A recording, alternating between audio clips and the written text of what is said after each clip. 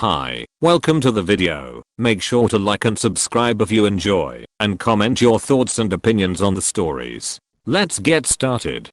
Am I the antagonist for not stopping my son from embarrassing his dad? My soon-to-be 18-year-old son, I'm gonna call him Ryan, is an athlete. Ever since he was little, he would constantly be doing a sport. Ryan is good at sports and he does love being an athlete, but his fathammy ex won't let him pursue any other interests. When Ryan was a kid, he expressed to us many times that he wants to play the guitar, paint and do sports as well, but my ex ridiculed him for the arts stuff. I tried explaining to Ryan that he's allowed to like whatever, but the damage was done, or so I thought. My son played me a song on the guitar for my birthday a couple months ago and told me that his stepsister on his dad's side taught him. I also got an email from one of my son's teachers asking me if I could talk to Ryan about entering some art competition, because she genuinely believes he has a shot at winning. I was stunned, but so proud of him, and told him as much. Sadly, his father was still unaware of how talented and brilliant our son truly is until this previous weekend. It was my granddaughter's birthday and we were all being civil and having a good time when my granddaughter ran to Ryan and thanked him for painting fairies on her dresser. My ex didn't think much of it until a couple parents came up to my son asking if he could paint stuff for their children and that they'd be willing to pay. Ex then said this kid's no painter, he's an athlete. Ryan spoke up and said why can't I be both? My ex was clearly taken aback and looked at me for help, but I shrugged and said that Ryan isn't wrong. Why can't he? Ryan then said don't worry, I'm still a man. I know you genuinely believe this considering you have the mentality of a dumb high school jock, but painting won't magically make me a woman. A few people started laughing and some rolled their eyes at my ex who kept looking at me for help. Eventually people moved on, but my ex pulled me aside and asked me if I thought his embarrassment was funny. I said yeah, and he got red in the face and called me a fucking asshole for letting our son speak to him like that and embarrass him in front of everyone. I told him to grow up and realize that he deserved the comments. He just told me that both me and Ryan better apologize to him and explain to all the guests that Ryan didn't mean anything or else. I do not think him the asshole, but my parents think Ryan was being disrespectful and should have just left it off with why can't I do both instead of insulting his father. They also said I was being immature for not stopping this. They don't like my ex, so them saying that I'm the R and not him is making me doubtful. Also my ex looks miserable. Am I the antagonist? Just some clarity. My ex and I had Ryan and an older daughter together. My granddaughter is my daughter's child. Now for the top comments. NTA. I'm pretty sure there are some famous male artists. In fact I think most people think of males when they think of artists. Yep. And even though I am a woman and pissed off that women in music are so overlooked and underappreciated, if you ask me to name great guitarists, 7 of the first 10 names that come to mind will be men. NTA. It sounds like your ex had this coming for a long time. NTA. Your son has talent and passions across the board and good parents will allow their child to flourish and embrace it. You let your son speak up for himself and advocate for his passions and hobbies, which is really healthy and good. Plus I think it would have been more embarrassing to try and stop him mid-sentence. NTA. Why should your son have to play nice when your ex is openly demeaning him for his interests in front of others? Did your ex not consider he might have embarrassed your son first? I think you did the right thing by letting him get it out. He just told me that both me and Ryan better apologize to him and explain to all the guests that Ryan didn't mean anything or else. Or else what? NTA. Sounds like he has had it coming for a while now. Am I the antagonist for verbally attacking school kids for making fun of my cat? For context, I live on the ground floor of an apartment block and my windows are full length. My cat is a 15-year-old tabby with health issues, and he sleeps by the window in the summer, on a footstool, so that he can sunbathe. I'm 24. These kids were in year 11th in UK school years, so about 15, 16 years old. I was sitting on an armchair, covered by the curtain of this window. My cat was sleeping on the footstool right up against the window, when these kids walked through our bushes to approach him. One of them said, "That is the ugliest, most demonic cat I've ever seen." Another said my brother killed a cat once with his car. You know. His friend replied, my guy, I rate your brother. UK. Slang for, that's my boy. Props to him. They started throwing tiny rocks at the window to wake my cat up.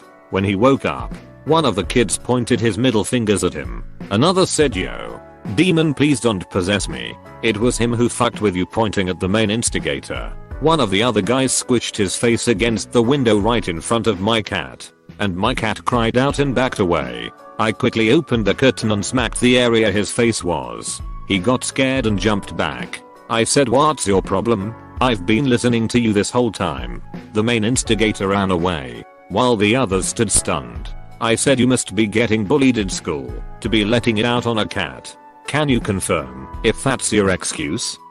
The king of deflection repeated his earlier line to my cat. It's not me, it was him. I replied, yeah, I already know he gets bullied because he ran like a bitch when I appeared. But what about you? Why are you encouraging him? Now walk back home and leave my baby alone. One of them replied, baby? That thing is a demon. I instantly, without thinking, called out, your mum calls you her baby while you act like something that crawled out of hell, don't you? They looked really scared. I was overcome with guilt the minute it ended over how I attacked kids for just being kids. Kids can be stupid sometimes, and I think it's an adult's responsibility to talk to them calmly. Now that I'm not so angry anymore, I'm acknowledging how kids act snarky and tough around their friends, and it's my responsibility as an adult to regulate my emotions and the intensity of my reaction. I used language I shouldn't have. I worry about how that may have scared them, because by the end they looked so terrified. Bar one who was being defensive. I know I'm the arsehole already, but what I'm asking is whether it's just that I was an arsehole, or if I was going further and bullying these kids. Now for the top comments. You're fine. Kids need to be put in their place sometimes, especially when they are talking about and praising the death/murder of a cat, not the a-hole. Kids absolutely benefit from being occasionally humbled by a stranger. The human socialization equivalent of nipping a puppy that's acting up. Not severe enough to do real harm, but startling enough to make an impression. They'll think twice before they act up again. NTA, those kids were old enough to know that the behavior was wrong on many levels. Hopefully this got them thinking, and maybe one of them stands up to their friends the next time they have some stupid ideas. And please give your cat some cuddles and head scratches from me. I'm probably biased because I'm a cat lady, but not the a-hole. They're teenagers. They should know better. I'm biased too, as I own a beautiful nearly 1-year-old kitty, and I'd rip into anyone if they did this to my boy. He has missing fur from eyes to ears, just never grew in, and if anyone mocked him for that, they better run. NTA, if they just said the cat was ugly, then I'd have let it go. Talking about their brother killing a cat and throwing stones to scare your cat are not acceptable. Personally, I would have gone further and not just used words.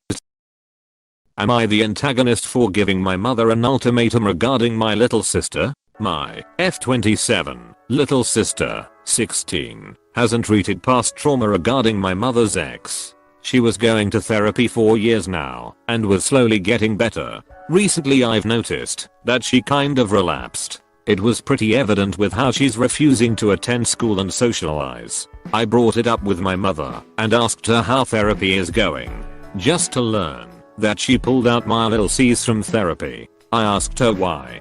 Did something happen? Nothing happened. My mother just started to randomly believe that it's pseudoscience does more harm than good. Therapy is manipulative and other stupid things. I pried some more and found out that my mother wanted to try out therapy for herself, but she didn't heard what she wanted from her therapist. So she decided that psychology is bullshit and my sister doesn't need help anymore. She forbid my sister from going to her therapist and even told her to lie to me because I wouldn't understand. So it was kept as a secret from me for 3 months, just so I wouldn't intervene. I gave my mother an ultimatum. Either my sister can go to therapy again, or I'm taking her with me. I gave her a week to fix this. She knows I can take her. I couldn't when this whole circus with her ex-boyfriend happened, because I was still a student. But now I'm working, I have a good paying job and my own apartment. My aunt called me to tell me I'm heartless. Because my mother is a victim in all of this too, and I have to be more understanding. I tried to be, but I'm way more worried about my little sister who has a whole life ahead of her. Still, I did felt kind of awful after my aunt called me an asshole. Because at the end of the day I love my mother. I just don't want her to hurt my sister because of her own demons. I need some outside perspective. Am I the asshole? Now for the top comments. NTA victimhood is not permission to hurt other people. Your mother being a victim isn't an excuse to prevent others from getting help. Furthermore, it's not as though you're just up and taking your sister. You've set a simple and achievable condition. Your sister was getting therapy, so I think it's safe to assume she can get back in if her mother lets her. That's a pretty low bar to keep her child. One thing that I don't see addressed in your post, what does your sister want to do? Does she want to go with you or stay with her mother? I'm also assuming you've got the legalities already figured out. Taking custody for a sibling away from a parent can be tricky at best. My sister told me she wants to continue going to therapy. She was the one who told me that our mother forbid her from telling me about this whole situation. I'm also assuming you've got the legalities already figured out. Yup. My mother knows I'm not playing games right now. That's probably why my aunt was sent to reprimand me. NTA. You can love your mother. You can recognize she too is a victim here, while at the same time not allow her to do further harm to a child. If you can, take her, not just for the therapy, but simply getting her out of a toxic environment would do her a world of good. NTA. As someone who suffered a lot of abuse at the hands of my mother's boyfriend, thank you for looking out for your sister. You can love your mother while holding her accountable for your sister's trauma. That's the line I was able to walk with mine. But regardless of if it will pain/embarrass her in some way, do what is best for your little sister. Personally, I'd be worried that your mother would still try and counteract whatever your sister takes away from therapy. Might want to consider taking guardianship and put her back into therapy. But you need to pick your battles where you can. Right square bracket. NTA. Your sister needs that therapy, you know it. Your sister knows it, and so does your mother. Apparently the therapist she saw told her some hard truths about herself, and she didn't like that at all. Most likely, the therapist your sister was seeing told her something similar about her mother, which provoked mommy dearest into shutting down her therapy. Misery loves company, and your mother is determined to keep your sister under her thumb, and in as much bondage to her trauma as she can, for as long as she can. You did the right thing by giving your mother the ultimatum. Now you need to do whatever is necessary to get your sister out of her clutches now. It's highly unlikely that your mother will allow your sister to get back into therapy without an ugly fight, with your sister possibly ending up worse off than ever. Get a lawyer, if necessary. As far as your aunt is concerned, where was she when the circus macabre with your mother's ex was going on?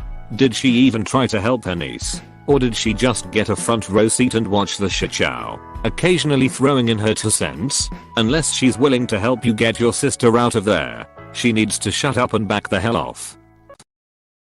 Am I the antagonist for insisting my brother not bring his husband to my wedding? I know it sounds mean, but my BL seems to be really discriminatory towards us for being a straight couple. I'm bisexual, but fallen in love with a man I'm going to marry. My brother and his husband were friends with my ex-girlfriend. I'm still friends with her. She's lovely, but we didn't work as a couple. For 5 years now I've been dating. Let's call him Jack. We've decided to get married in August and have been planning for a while. The wedding is not big. 50 total guests. And we were going to give everyone in the bridal and groom parties a +1. But no one else. The thing is, my brother is one of my bridesmen. I have a more than 3 bridesmen. My husband-to-be has a best man and mixed sex party. This last weekend I went over to my family to hang out. Cousins played board games. All the adults had drinks. Typical big family hangout. But my BL was a bit too drunk and said some shitty things. And it's not the first time I've heard them. Just the first time in maybe half a year. He said that I was a traitor to our people for marrying a straight white man. We are white Mayo. He said I broke up with my ex because I was ashamed of being a faggot. He also was comparing my fiance with my ex. Why would you date such an ugly man after such a pretty girl? He's so poor. You had a rich gay girlfriend. Not true. We're all middle class. Eventually my brother took him home, and my fiance took me home. I told him the next day if he couldn't apologize to us as a couple and stop being so heterophobic, he couldn't come to our wedding. My brother is saying he was just drunk and he'll behave, and our family is backing him up and telling me to let it go. But I have yet to get an apology from brother-in-law. My brother is threatening to not be in the wedding party, and I would hate that. But I would hate including his shitty husband in my wedding more. I told brother I'd save him a piece of cake if he doesn't come. Am I the asshole for insisting brother-in-law cannot come without an apology to both me and my husband-to-be? Now for the top comments.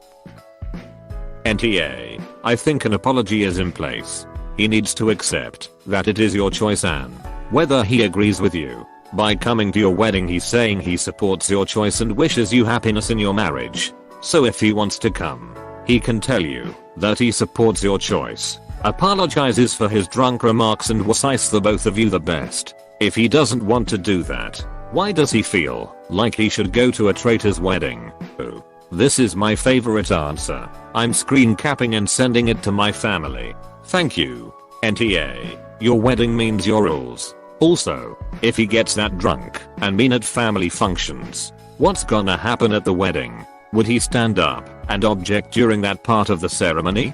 Plus no apology now possibly means he's just not sorry and doesn't think anything he said was wrong, which makes all that other stuff I said more likely. Your brother is the other along with brother-in-law. Might I also suggest a heart-to-heart with brother-in-law? Have you ever had a real conversation with him about all of this? Would that help or make it worse? I don't know. I know my ex and him are still basically besties, and I wonder how much he's just hurting on her behalf. I'll try it with B and brother-in-law. I'd like to give them a chance.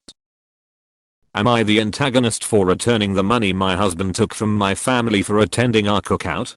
For context, my F28 husband, male 33, comes from a wealthy family and he himself has inherited a number of assets from his relatives. One of them is this huge house where we live right now, with a pool and a huge backyard with lots of features. We decided to host our first cookout after we got married 7 months ago, and we invited both his and my family. That was on Friday. Both families came and we had lots of fun. Then everyone went home later. I then got a phone call from mom and she didn't sound okay. She asked whether or not my husband took money from his family before they attended the cookout. I was confused. I asked what she was talking about, and she told me that my husband charged every single person from my side of family who attended the event $25. I was utterly shocked and very angry and felt like this has legitimately damaged my relationship with most of my family because almost all of them came over. Not just that, but he got $275 from them. I was so livid I hung up the phone and confronted him immediately. He told me my family got to enjoy the space and view and said that I should think of it as a resort cookout since this house has lots of luxuries. I told him it was a horrible thing for him to do and that what made it worse is the fact that his family didn't pay like mine had to. He laughed, then reminded me that his family gave him this house. I demanded he give the money back, but he said no and that he won't even give it to me since the house is technically his. I went and took the money and gave everyone who paid their money back with a sincere apology from me. My husband found out and flipped out at me, calling what I did an overstepping and disrespectful. I told him he shouldn't have taken money from my family for being guests at our house. But he corrected me saying it's his house and said that he'd bet my family had never got to attend a cookout at a house like this and that it was just $25. But I disrespected him and went behind his back and took money that wasn't mine. We stopped talking after this argument and he keeps venting to his mom about me taking his money that he earned his own way. Now for the top comments. Did his personality do a 180 after you got married or something? I can't wrap my head around you marrying someone who thinks so little of you and your family. Not the a-hole. Sorry for my English, but how many times will he have to say my house for you to understand he will never see you as his equal partner? How many times will he have to be disrespectful and condescending to your family for you to see all the red flags he wave in front of you? NTA. It's so sad how clearly he's making it that him and his family are better than her and her family. He has no respect for people who are not as rich as he is. So he extorted money from her family, called them poor, called her a thief. She clearly has no home. Since it's his house and he went right in his mommy arms, she should run when she still can. I hope this isn't a true story, because your husband sounds like the world's biggest star. Needless to say, not the a-hole. Your husband's reasoning makes no sense. Who charges people, let alone family, to come to their house and have a party? That's psychotic.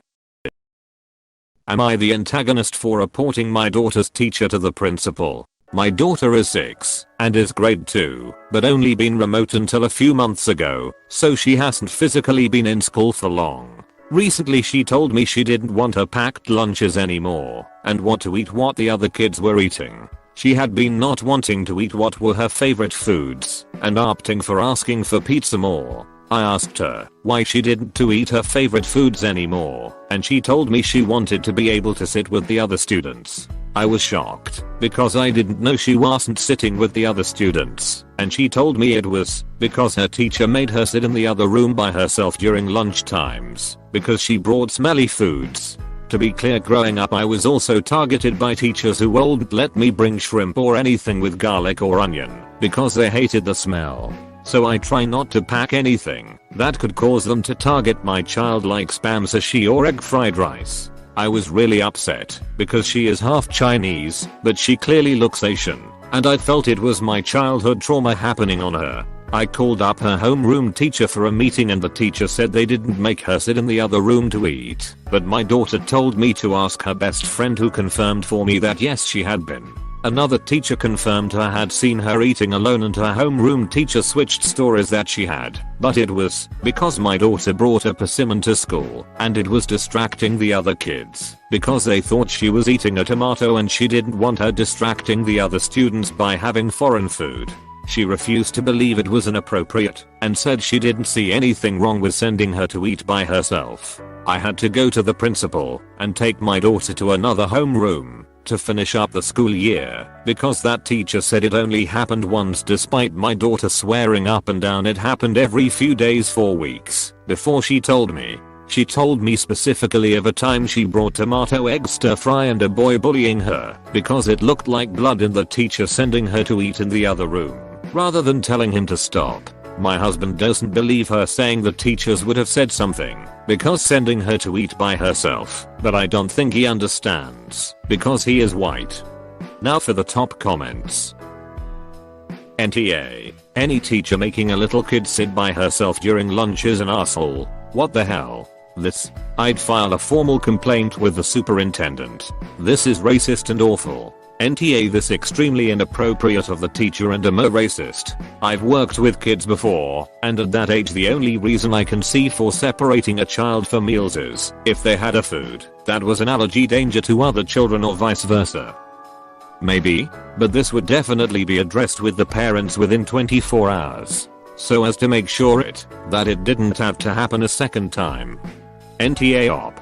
Hello. Indian kid here. I used to sometimes bring traditionally Indian foods for lunch as a kid, grandma's cooking or mom's when she made Indian food, and although I got disgusted looks when I ate that weird yellow stuff, I was never discriminated against simply because of my food. We ate in a cafeteria. This teacher is absolutely racist, and forgive me for saying this, but can walk herself into a floor covered in lettuce barefoot. Your daughter should be proud of her heritage, and racist people can crawl back into the cavern they clawed their way out of. I'm sorry she's going through this, and hopefully you can get more of your daughter's friends to tell the principal about the multiple times she's been forced to eat by herself. That's social isolation, and that teacher should lose their license if they know that it's wrong and still lie about it to save their own skin. It really disappoints me to see how many people are so bigoted when it comes to small things like food. The teacher isn't the one eating it. Emoji should make like an Instagram model and butt out. I will now be using go walk on legs barefoot as often as I can.